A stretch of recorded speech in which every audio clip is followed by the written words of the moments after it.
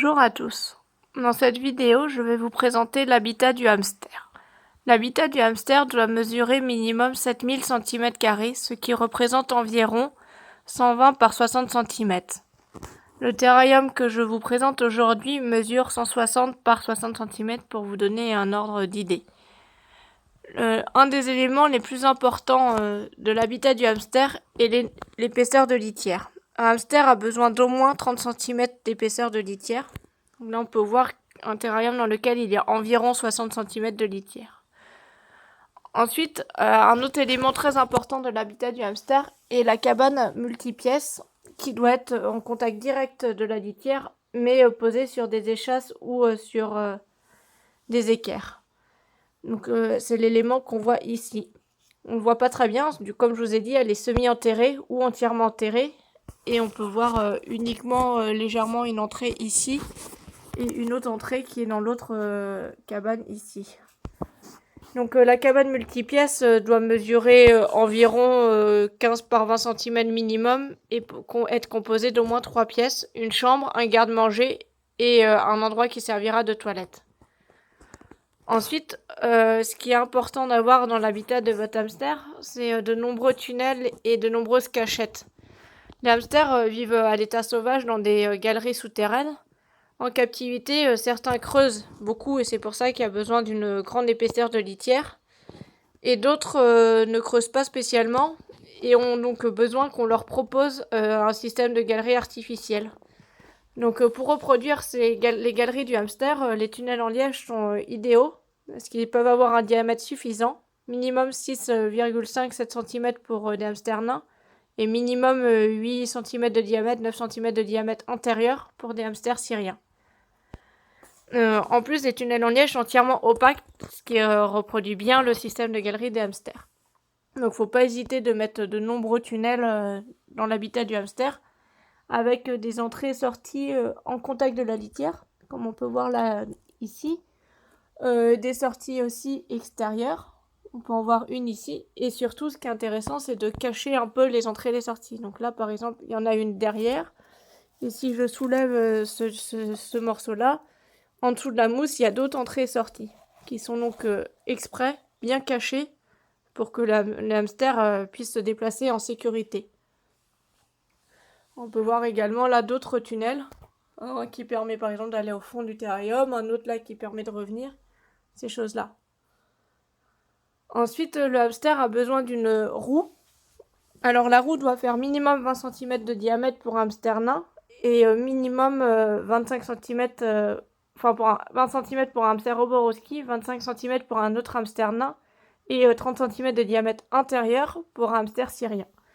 La roue doit être de bonne qualité, entièrement silencieuse, tournée à la perfection et elle ne doit pas briller. Là on voit que la roue tourne parfaitement dans son axe, ne fait pas des ondulations comme le font certaines roues et surtout on ne l'entend absolument pas.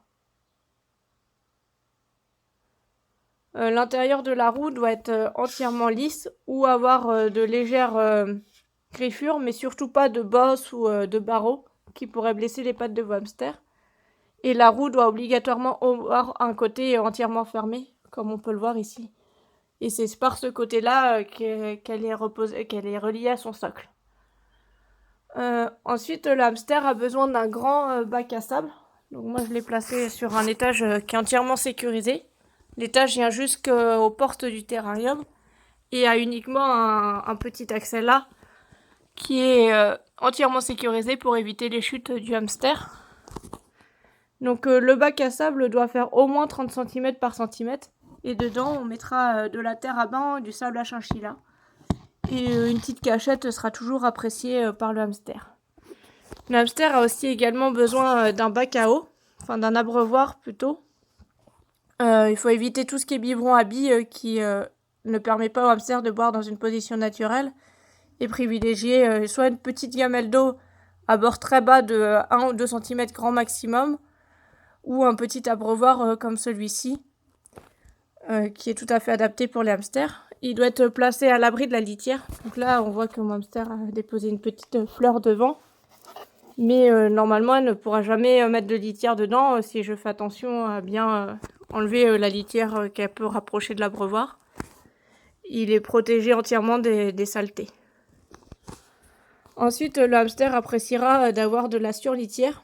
Donc la surlitière, c'est des herbes et des feuilles qu'on va mettre pour pouvoir développer l'essence du hamster. Donc surtout l'odorat et le goût. Donc avec la surlitière, ce qui est important, c'est de ne pas en mettre partout dans l'habitat, d'en mettre juste dans certains coins. Et ce qui est très intéressant aussi, c'est de varier les surlitières.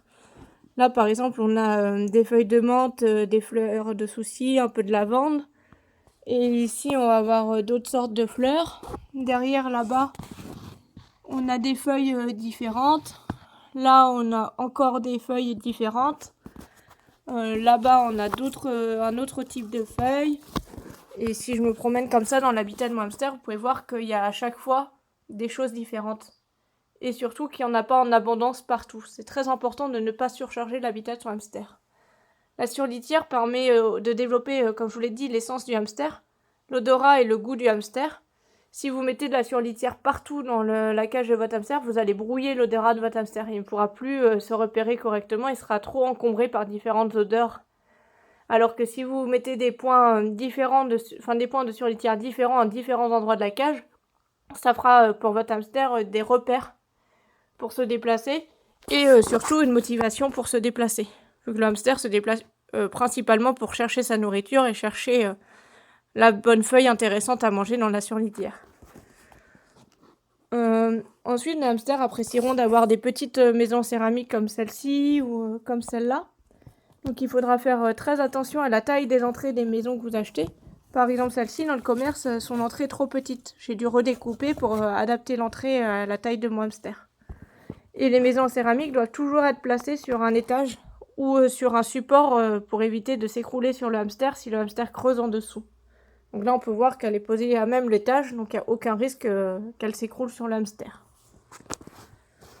Ensuite, pour décorer l'habitat de votre hamster et pour servir de matériel pour son nid, vous pouvez lui proposer de la mousse. La mousse qu'on trouve en animalerie ou de la mousse récupérée dans votre jardin que vous avez pris soin de stériliser.